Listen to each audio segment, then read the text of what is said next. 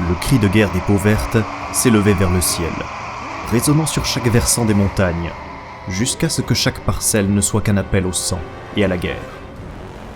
En avant de l'immense horde mécanisée qui parcourait les plaines polluées de l'Osarion 7, soulevant des nuages de poussière visibles à des kilomètres, les trucks du Big Boss Zortor Dansal roulaient à tombeau ouvert, avalant les distances à une vitesse délirante. Chacun d'entre eux essayait de prendre la tête de la course improvisée, n'hésitant pas à lâcher le nitro, ainsi que quelques rafales ici et là sur leurs concurrents, et partant d'un grand rire joyeux dès que l'un d'entre eux finissait dans le décor. Tout n'était qu'anarchie et grognements gutturaux, mais, inexorablement, les peaux vertes avaient mis à genoux les défenses au nord de la planète. Ils avaient mis à feu et à sang les cités ruches, tuant chaque humain qu'ils croisaient, et cannibalisant leurs industries pour fabriquer de nouvelles abominations mécaniques qu'ils lançaient à l'assaut de leurs ennemis. Toute la partie nord du continent de l'Osarion Prime était désormais aux mains des Xénos, les forces impériales se regroupant autour de l'imposante manufacture de Vedzeron, non loin du canyon d'Ilos, point de passage obligé pour se rendre au sud. Une fois passé, ce ne serait plus qu'une question de temps avant que les humains ne se retrouvent balayés. Des appels à l'aide avaient été envoyés par le cœur astropathique en grand nombre, mais l'avancée des peaux vertes était si rapide que si les renforts arrivaient un jour, ils ne trouveraient qu'un monde tombé aux mains de l'ennemi. Cette victoire et les capacités de production dont s'accapareraient les orques leur permettraient alors de grossir leur rang d'abominations électromécaniques, comme seules leurs engences pouvaient en produire, ce qui attirerait toujours plus de leurs semblables dans les rangs du Big Boss, jusqu'à ce que leur nombre leur permette de mettre tout un pan de la galaxie à feu et à sang. Xorgut était au volant de son véhicule, dévorant les kilomètres sous ses roues en sentant le vent lui fouetter le visage. Il lâcha un grognement où résonnait toute sa joie, et évita un promontoire rocheux d'un geste brusque, en voyant un de ses passagers par-dessus bord. Après un roulé-boulé de plusieurs mètres, son corps fut écrasé à plusieurs reprises par les machines de guerre qui le suivaient. Cela provoqua une exultation hilare des orques présents à l'arrière, qui exprimèrent leur contentement par plusieurs rafales tirées en l'air.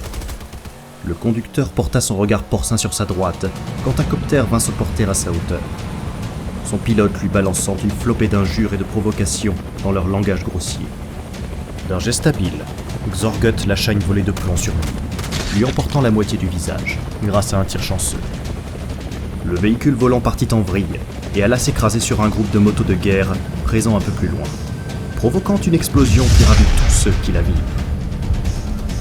La course continua plus âpre que jamais. Un buggy arriva sur sa droite et le percuta violemment.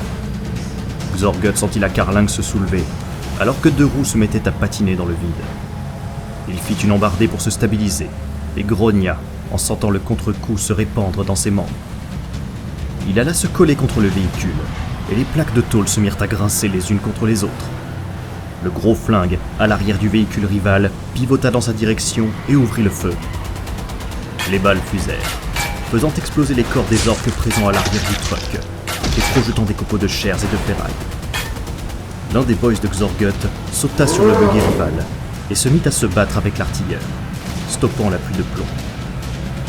Formant toujours une boule de métal et de roues lancées à des centaines de km/h, ce n'était qu'une question de temps avant que le tir de barrage ne reprenne.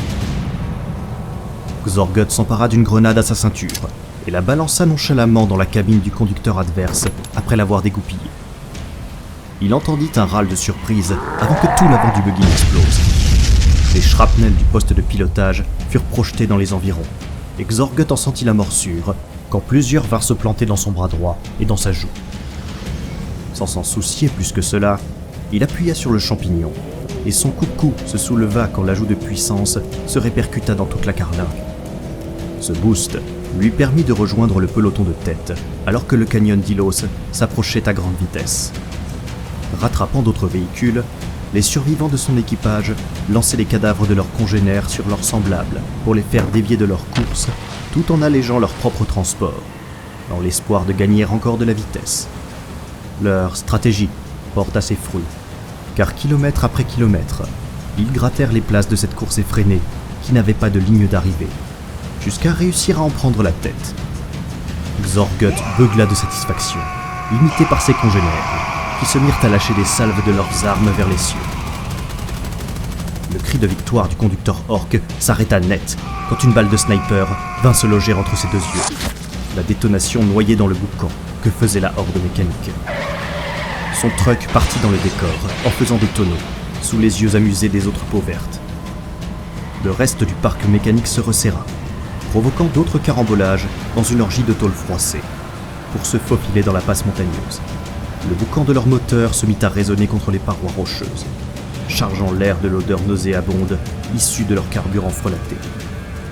Ce fut tout un panel de véhicules sur roues et sur chenilles qui s'élança dans les tranchées naturelles creusées dans les parois rocheuses. D'abord les plus rapides, constitués de buggy, trucks, tracks, carbonisators, motos et autres coptères. Le plus important de la horde, mais également celui où il y avait le plus d'attrition, de par la nature même de cette race, prompte à déclencher un combat sur n'importe quel prétexte. Suivaient ensuite les fourgons plus lourds, machines de guerre, véhicules volés et lourdement modifiés, ainsi que des marcheurs en tout genre, s'engouffrant à la suite de l'avant-garde.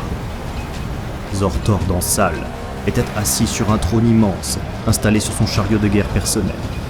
Une monstruosité d'acier, de chenilles et de canons en tout genre, et rempli de ses plus proches nobs, chacun vêtu d'une imposante armure de combat. Son regard porcin se portait sur chacun des membres de son armée, conscient que chacun était terrorisé par sa simple présence. C'était ainsi qu'il maintenait sa horde en place. Sous son joug, il avait réuni des bandes disparates et rivales par la guerre et la peur, les unifiant en un tout incohérent, ne tenant uniquement que par sa puissante présence et l'étrange capacité qu'avaient ces Xénos de faire fonctionner quelque chose par leur simple croyance. Un nouveau hurlement s'éleva de la horde, beuglement mêlé de chants guerriers auquel le Big Boss se joignit. Il tira une longue rafale en l'air de la mitrailleuse intégrée à sa méga armure avant de l'abattre sur le crâne du Bizarre Boy Colguts, qui était à la droite de son trône. Ce dernier avait commencé à marmonner des propos incompréhensibles et, même s'il était utile de temps à autre avec son pouvoir de divination, il ne fallait pas qu'il commence à prendre la grosse tête, au sens propre comme au figuré. Un bon coup dans la gueule était le meilleur moyen de lui remettre les idées en place et lui rappeler qui était le boss ici. Colguts s'écroula sur le sol du véhicule, convulsant frénétiquement alors que du sang s'écoulait de son crâne et de son nez. Cette danse épileptique fit monter de grands éclats de rire parmi les nobs présents, qui le dévisagèrent, tout en lui balançant insultes et déchets divers. Alors que la majorité des blindés orques s'engouffraient dans la passe, les Choc Boys allumèrent leurs réacteurs dorsaux. Rien de plus que de vulgaires roquettes harnachées à leur dos et prirent leur envol. Ceux qui n'explosèrent pas à l'allumage ou ne partirent pas dans une trajectoire de vol chaotique se joignirent à la course de l'avant-garde. Ils se cognèrent aux parois, passèrent entre les pales des coptères ou finirent sous les roues de buggy en grognant dans leur langue hideuse. Quelques-uns réussirent à s'élever dans les airs, mais se retrouvèrent tous, au bout de quelques minutes, à partir en vrille, comme si la planète elle-même les abattait, ne souhaitant pas que leurs petits yeux porcins se posent sur elle dans son ensemble, à moins qu'il ne s'agisse d'autre chose. Les bêtes répugnantes hurlaient leur soif de combat et faisaient pétarader leurs moteurs qui étaient aussi bruyants qu'un roulement d'artillerie. Sous de leur propre colère, ils n'étaient que peu enclins à porter attention à ce qui les entourait. Ce n'était pour eux qu'un chemin de roche qu'ils étaient obligés d'emprunter pour aller se frotter aux défenses des humains. C'est cette absence de sens du détail qui allait causer leur perte. Les premières détonations au sommet du canyon furent noyées par les chants et hurlements des orques. Ce ne fut que lorsque les premiers rochers vinrent se fracasser au milieu de leur rang qu'ils comprirent que quelque chose n'allait pas. Des tonnes de roches vinrent les écraser en nombre, alors que de nouvelles explosions avaient lieu tout le long de la passe. Les gravats coupèrent l'avant-garde du reste de leurs forces, et le chaos monta d'un cran dans la horde. Ils se chamaillèrent, se frappèrent, et tentèrent de se mettre à l'abri alors qu'ils tiraient dans tous les sens, plus enthousiastes à lâcher de longues rafales à qui mieux plutôt que sur une véritable cible. Tout cela n'aidait en rien à rendre le tout lisible. Certaines bandes se mirent à se jeter à la gorge les unes les autres, accusant leurs rivales d'avoir provoqué cet éboulement. Plusieurs se mirent à tirer à l'endroit d'où venaient les explosions, détruisant les rochers et laissant une pluie de gravats leur tomber dessus. Ceux-ci leur fracassaient le crâne et les membres en les percutant de plein fouet. Zortor Dansal sentit la pluie de cailloux retentir sur son armure.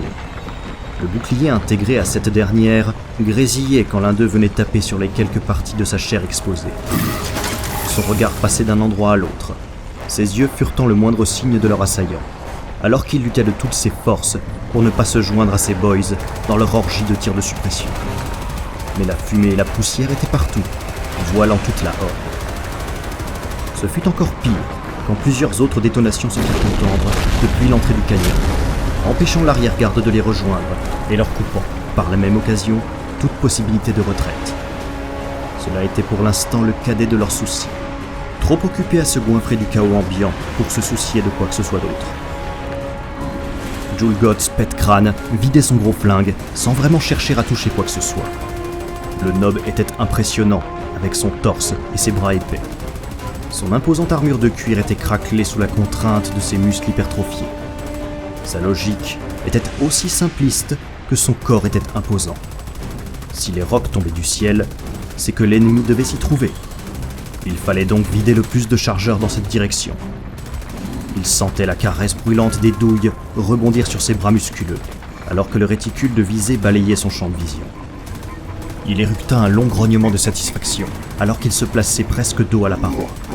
Ainsi, il avait un meilleur aperçu sur ces énormes cailloux qui se précipitaient vers eux et qu'il prenait plaisir à faire exploser comme de simples feux d'artifice solides. Il lâchait de longs grognements de satisfaction en voyant ses munitions fracasser les éboulements, au point qu'il s'en retrouvait presque hypnotisé, son regard absorbé par la destruction qu'il provoquait. Les ombres devant lesquelles il se trouvait miroitèrent, et un Astartes commença à s'en extirper. Son armure entièrement noire arborait sur son épaulette les ailes déployées d'un oiseau blanc. Armé d'un long couteau de combat, il se saisit du front de Julgoth et lui trancha rapidement la gorge, sa lame ripant sur sa colonne vertébrale. Tout en laissant choir au sol sa victime se vidant de son sang, l'Astartes regagnait l'obscurité qu'il avait vue naître. Cet événement ne fut pas isolé. En plusieurs endroits, des tirs précis et autres attaques au couteau vinrent éliminer plusieurs nobs, anéantissant par là même la chaîne de commandement étrange des Xénos et ajoutant à la confusion ambiante. Voyant ses subordonnés se faire abattre les uns après les autres, sans comprendre d'où venait la menace, la voix de Zortordan Sal s'éleva pour ramener un minimum d'ordre dans ses rangs. Arrêtez le Dakalerox, ou je vous crache tous! N'hésitant pas à argumenter à grands coups de hache dans la tronche des plus dissipés. Sa suite se fit l'écho de ses cris, et le calme revint petit à petit au sein de la bande de guerre, aidé par la fin de l'avalanche qui leur avait énormément coûté. Les tirs se firent plus sporadiques dans la poussière ambiante. La rage des orques se fit canaliser, et, bien que toujours turbulents, ils arrêtèrent de s'entretuer, pour tenter de se réorganiser autour de la tête de proue de leur meneur. Capitaine Kaleran, meneur ennemi en visuel. Phase 1 de l'opération terminée. Sergent Owen, enclenchez la phase 2. L'échange fut bref, ne s'encombrant pas du superflu. Tout cela était inutile dans la Raven Guard. Chacun savait ce qu'il avait à faire. Des aspérités du canyon, des grottes et autres endroits cachés à la vue de tous, sortirent une quarantaine d'Astartes en armure noire, qui se mirent à ouvrir le feu sur la nuée en contrebas, leur visée passant en infrarouge pour trouver leur cible à travers la fumée. Ce fut un carnage. Chaque tir provoquait un mort, massacrant ceux qui se trouvaient à portée du chariot de guerre de Zortor, ce qu'attendait le capitaine Kaleran. Accompagné de sa suite, il bondit depuis les hauteurs et fondit sur sa proie, accompagné par le hurlement de ses réacteurs dorsaux. Ses deux griffes éclairs parcourus d'arcs énergétiques bleutés. Ils tombèrent dans un bruit strident au milieu des meneurs ennemis, ce qui les désorienta si bien qu'une dizaine de nobs orques furent éradiqués, sans avoir compris d'où venait la menace. Kaleran transperça un adversaire et le repoussa rapidement pour se rendre jusqu'à Zortor, qui beuglait des ordres et commençait déjà à regrouper ses forces. À moi les boys, il y a des humains à craser. Le boss était une véritable menace. Même avec tous leurs stratagèmes, qui auraient suffi à désorganiser n'importe quelle force ennemie, ce Xénos arrivait encore à confédérer ses forces par sa seule présence, comme seul réussissait à le faire cette race nauséabonde. Les tirs ennemis se font plus intenses, capitaine. Le sergent confirmait par ce bref rapport que leurs efforts ne porteraient pas leurs fruits tant que Zortor serait en vue. Le capitaine enclencha son réacteur dorsal et bondit contre le boss. Son premier coup de griffe fut repoussé par la hache du boss, qui lâcha un tir à la volée de sa mitrailleuse, qui ne toucha rien. son adversaire aussi rapide que le vent. Le duel s'enclencha, échange de coups d'une violence inouïe. Kaleran esquivait promptement les assauts et contre-attaquait rapidement. Cependant, ce qu'il gagnait en vitesse, son ennemi le compensait par ses imposantes protections. Son armement ne réussissait pas à traverser son bouclier, et les imposantes plaques vissaient à même la carrure du boss. Ils se firent face, tels deux dieux de la guerre, alors que leurs suites respectives s'entretuaient autour d'eux. Première perte enregistrée, capitaine. Le temps pressait. Kaleran attaqua de plus belle, jouant de sa vitesse pour frapper toujours plus, dans l'espoir de faire surchauffer ce maudit champ de force. Son ennemi se fatiguait en tentant de suivre le rythme, mais sa résistance jouait pour lui. Il ne faudrait pas longtemps avant que les orques ne se tournent vers eux et ne submergent son équipe d'extermination. Il était temps de jouer son va-tout. Il repoussa un coup de hache, frappa 3 fois au niveau des côtes, sans réussir à passer l'armure, profita d'un nouvel assaut pour passer dans le dos de son ennemi, et jeta 2 grenades à fragmentation au pied du boss avant de prendre son envol. Dévastator, tir de suppression maintenant! Un déluge de missiles vint frapper l'endroit où il se tenait quelques secondes auparavant. Zortor disparut sous les explosions, qui pulvérisèrent son trône, ainsi que Colguts, toujours en train de révulser au sol.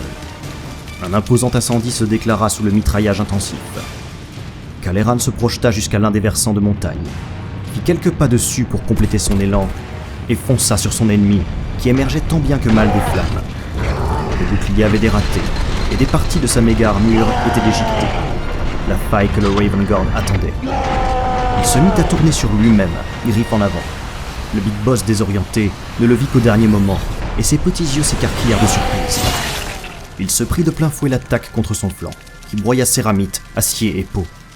L'odeur de la chair sale grillant sous la chaleur des griffes éclairs empestait, malgré le respirateur de l'Astartes. Il atterrit sur un genou, alors que Zortor Dansal titubait. Le boss se retourna en beuglant et fonça sur le Space Marine. Ses entrailles dégoulinaient de son imposante blessure, et son armure ne cessait d'avoir des ratés, le faisant claudiquer et lui donnant une démarche chaloupée. Il était à la moitié de la distance les séparant, quand son cerveau comprit qu'il était déjà mort, depuis le moment où les griffes l'avaient touché, et il finit par s'effondrer. Escouade, repli! Ordonna Kaleran, en enclenchant son réacteur dorsal. En l'espace d'une seconde, les Raven Guards disparurent aussi rapidement qu'ils étaient apparus. Ils ne laissèrent derrière eux qu'un tapis de milliers de cadavres orques, parmi lesquels se trouvait le boss et tout son entourage. Du jour au lendemain, la WAG de Zortor Dansal se désagrégea en des centaines de bandes rivales, qui cherchèrent toutes à s'accaparer la place du boss laissée vacante. Cela laissa le temps aux défenseurs de l'Osarion 7 de se regrouper, et même de contre-attaquer. En l'espace de 2 ans, les forces humaines, aidées par les renforts de plusieurs dizaines de régiments venant des planètes alentours, finirent par reprendre le canyon d'Ilos, et fortifièrent une tête de pont au nord. Cela leur permit de déployer plus de troupes, et d'enfin mettre fin à la menace peau verte, qui fut repoussée jusque dans les méandres glacés du pôle. Cette victoire fut digne de louange. On pria l'empereur Dieu pour le remercier d'avoir permis aux forces de l'Astra Militarum de porter une nouvelle fois la grandeur de l'humanité jusqu'à son paroxysme, en éradiquant ses ennemis de façon si exemplaire. De la demi-compagnie du capitaine Kaleran, qui fit tant pour le succès de cette contre-offensive, personne n'en entendit jamais parler. Mais peu leur importait que d'autres se couvrent des louanges leur étant destinées, car seul le massacre des ennemis de l'humanité leur importait. Il en était ainsi de chaque Raven Guard, car comme le dit si bien leur credo, nous surgissons des ténèbres pour frapper, rapide et implacable, comme le rapace fondant sur sa proie. Et lorsque l'ennemi riposte, il ne trouve que le vide, car l'ombre nous a déjà engloutis.